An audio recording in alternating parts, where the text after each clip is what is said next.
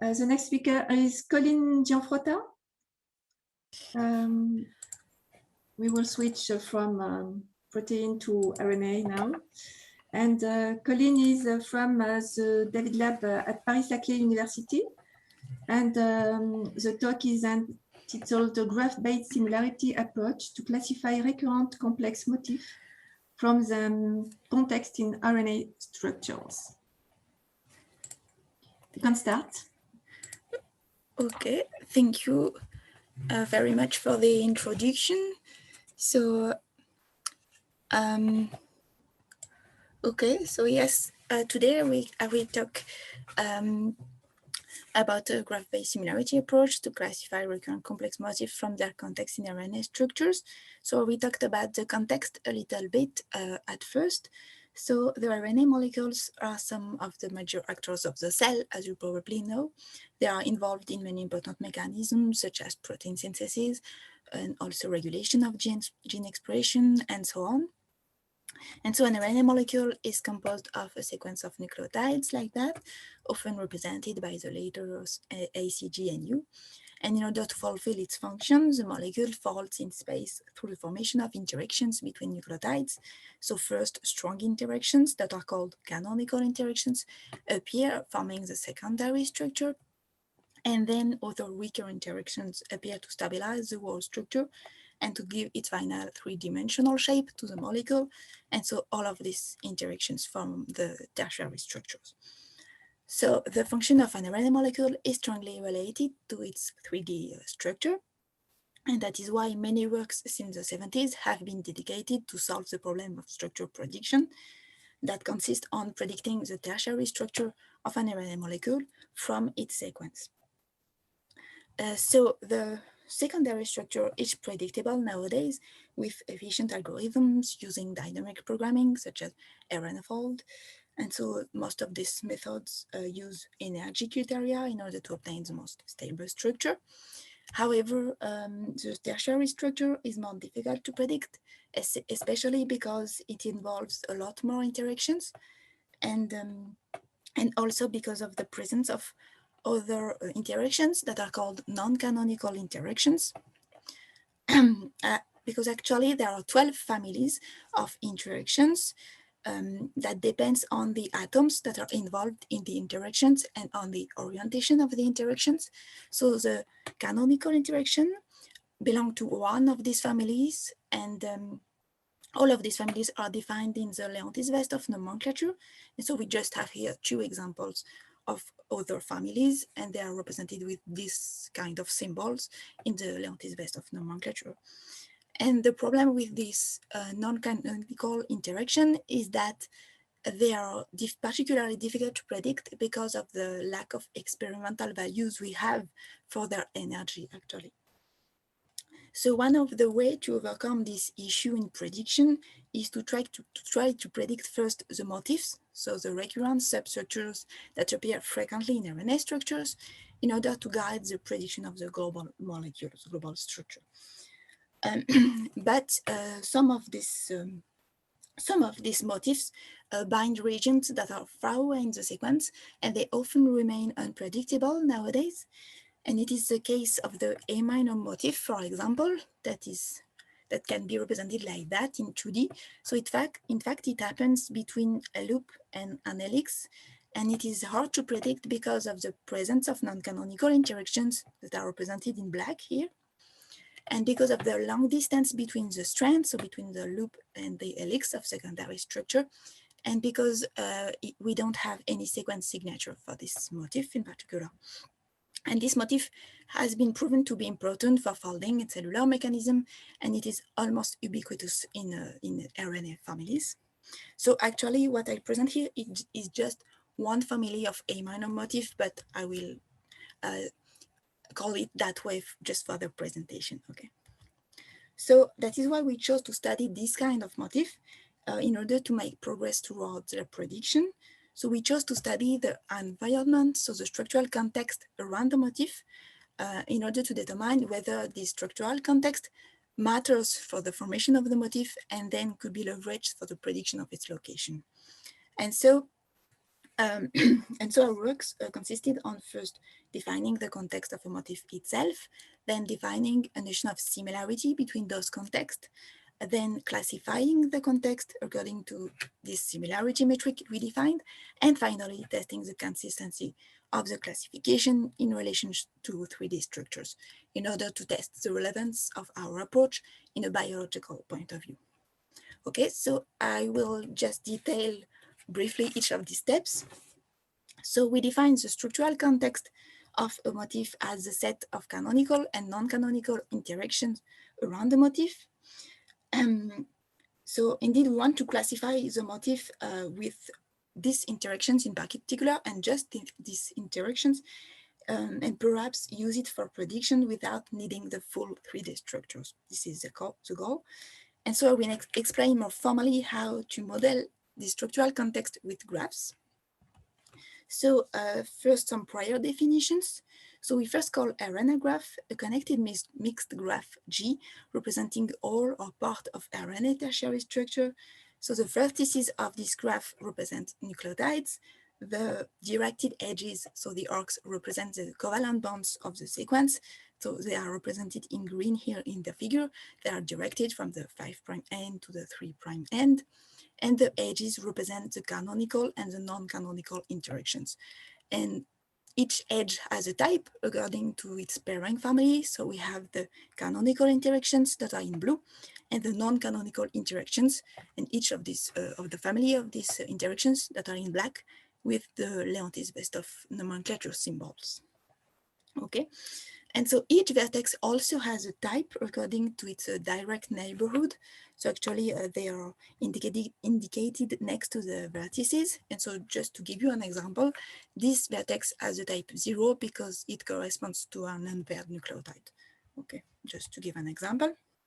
So then in our model, we call motif occurrence a subgraph of an RNA graph that is isomorphic to a graph that represents the interactions of a 3D motif. So like this one for the A minor motif.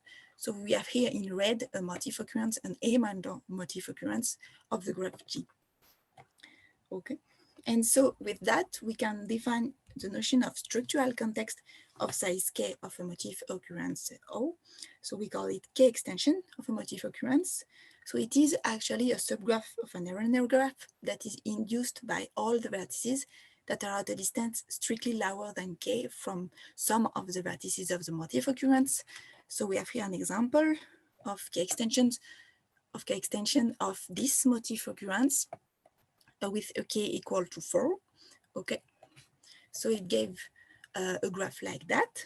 And actually this is our representation of the structural context, but we decided to construct another graph from this graph in order to take into account the fact that some slight local changing, such as adding or deleting just one nucleotide in loops or in helices, may not change noticeably the 3D structure.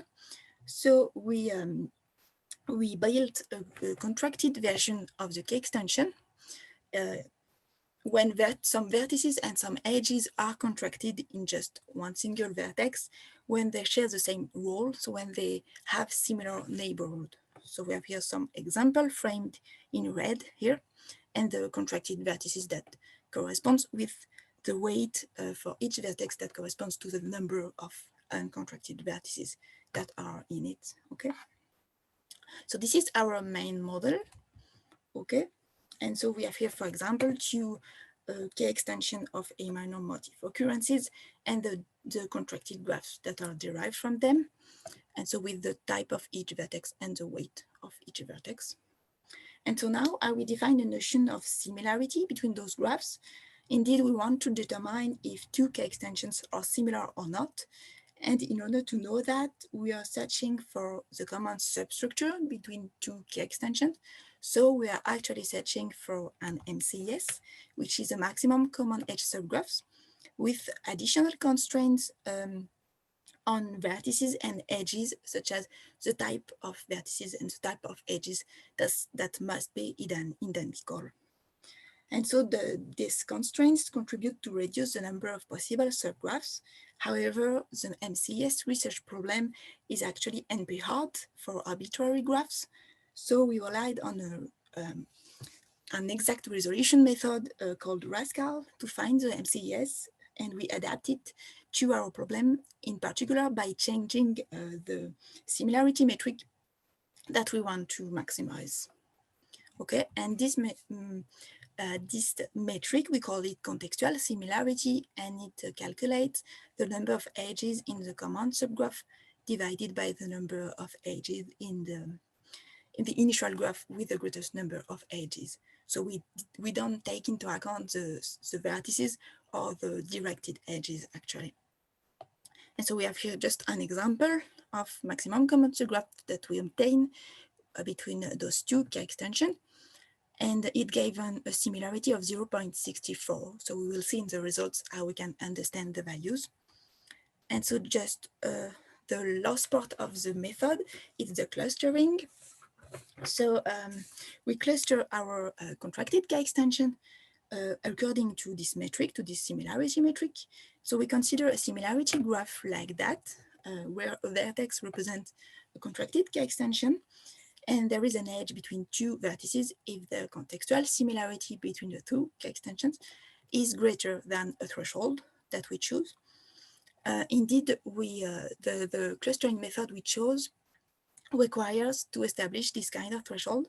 So we chose it experimentally, as we will see in the results. And so this method, this clustering method, aims to maximize the density of clusters and the mean similarity within clusters, and have the particularity to be able to give non-partition clusters, which means that one vertex can belong to two different clusters, such as, for example, here or here in these examples. Okay. So this is our method, and so I will now talk a little bit about the results we obtained. So we test the relevance of our approach on three 3D motifs that are not predictable with the current computational method to the best of our knowledge. So we have the Rna motif that I have already talked about, and we have two other motifs from the database of 3D motif Carnaval. So it is a trans WCH motif and the G motif. Okay, so we extract them from the PDB. And so we apply these three steps to our dataset. And now we will see how to test the consistency of the classification we obtain in relation to 3D structures in order to validate our approach. So to do that, we have to answer to the following question, which is, do motif occurrences with similar structural context also have similar local 3D structures? So to do that, we use RMSD, so a quantitative measure of similarity between 3D structure. So we consider the local 3D structure that is induced by one contracted k-extension, and we compare all of these 3D structures using RMSD. So we have just one example of two 3D structure that we obtained from two contracted k-extension, and here the 3D alignment, and it gave an RMSD of 3.4 angstroms that reflects the differences between the two 3D structures. And so we did this for all the pairs we have, and here we have the results for the trans WCH motif and for the Rna motif. So it is a distribution of the RMSD values in relation to the contextual similarity values. And so just to be clear, the lower the RMSD, the more similar the structure are, and on the contrary, the higher the contextual similarity values, the more similar the structural context are. So when both are similar, we are in this part of the plot. Okay. So we can see that there is generally a correlation between RMSD and contextual similarity, especially for the trans WCH motif. And so this motif seems to be more dependent on its local environment. So just briefly, I will talk about the clustering we obtained for this particular motif. So actually, I said that we have to choose a threshold on contextual similarity. So actually, we choose the threshold for which the consistency with the RMSD is the best. So for this example, it is a 0.46, and it allows us to have this bimodal distribution between the pairs of contracted k-extension within the clusters in yellow and the pairs of contracted k-extensions in two different clusters in blue. Okay. And so I will pass to the conclusion. now. So we saw that there is a correlation between RMSD and contextual similarity for the three motifs, and actually our classification groups together occurrences sharing both similar structural context and similar local 3D structures. So the structural context seems to be important for the formation of these motifs. And also, our method allows to automatically extract and classify 3D motif occurrences. And I didn't talk about that, but the contracted representation allows us to save computing time. And we also develop an heuristic method for the MCS research. And just for perspective, maybe we just talk about one. So actually, we can characterize each of our clusters by a minimum common substructure. And so we are searching now this common structural context in structures from the PDB that are annotated with canonical and non-canonical interactions in order to see if they are present in those structures, because if they are not, it's not very present. It could be an interesting criterion for prediction. And so thank you for listening. And if you have any question, I would be glad to answer. Thank you, Coline. It's time for questions. We have questions from Wish. What is the difference between identifying a recurrent motif context and just picking the parent motifs in the Carnaval database, for example? Well, okay. So, in fact, yes, we would like to find the structural context. Yes, would like to find motifs that are different from the one that are in Carnaval, for example, or maybe that that contains several motifs from Carnaval, for example. So I think this is the main differences, because in Carnaval it is maybe not the context that we look for. It is really the motif, so it is something smaller, I think. Thank you. Another question from François Costa. Have you tried to cluster motifs with respect to MSD? How would the obtained clustering compare with yours? Yes, so we did this, and actually for the motif I presented to you, this one, so the two clusterings are very close. For the two other motifs, it is a little less good, but we still have a lot of similarities actually. So I think it is something I would say it is something that is close to what I present, I think.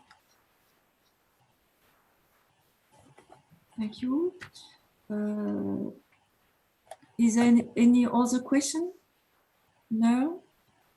Perhaps I have a last question. Do you think that it could be possible to adapt the approach to RNA protein interaction and these complex interactions? Yes, I think it's possible, because it's possible to generalize it to any motif, and so to any even motif in protein or between protein and RNA. I think it's possible. And yes, just to represent the protein RNA context. Yes, I think it's possible. We will just have to choose which interaction in protein we have to consider, but I think it's possible. Okay, thank you.